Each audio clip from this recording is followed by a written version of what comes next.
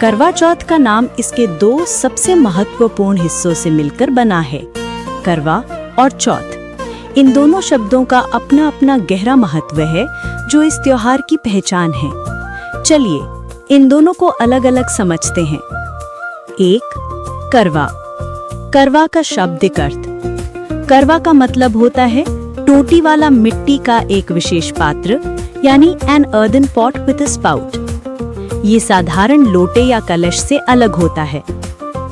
त्योहार में इसका महत्व।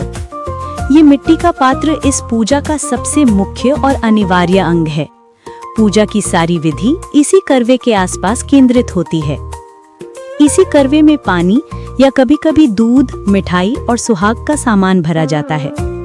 इसी करवे से रात में चंद्रमा को अर्घ्य दिया जाता है, जो व्रत खोलने की एक महत्वपूर्ण रस्म है।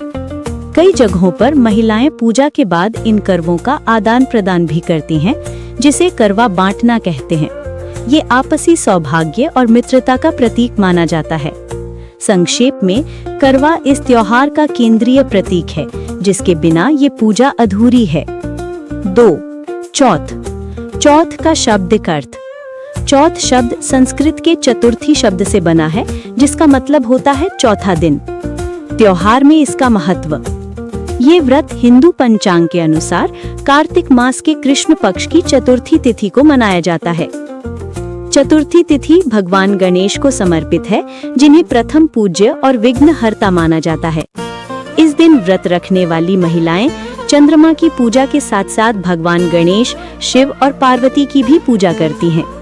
भगवान गणेश की पूजा से व्रत के निर्विघ्न रूप से पूरा होने और पति के जीवन की सभी बाधाओं को दूर करने की कामना की जाती है।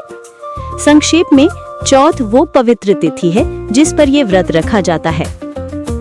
इसलिए करवा चौथ का पूरा नाम इसके दो सबसे महत्वपूर्ण घटकों को दर्शाता है।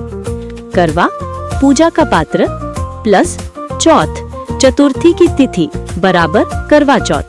ये नाम हमें बताता है कि ये कार्तिक कृष्ण पक्ष की चतुर्थी को मनाया जाने वाला वो व्रत है, जिसमें करवे, मिट्टी के पात्र का पूजन और प्रयोग करके चंद्रमा को अर्घ्य दिया जाता है और पति की लंबी आयु की कामना की जाती है।